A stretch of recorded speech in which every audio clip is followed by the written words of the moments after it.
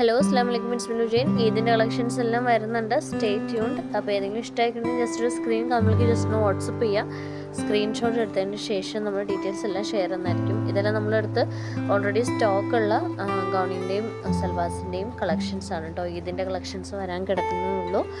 Stay tuned. Thank you.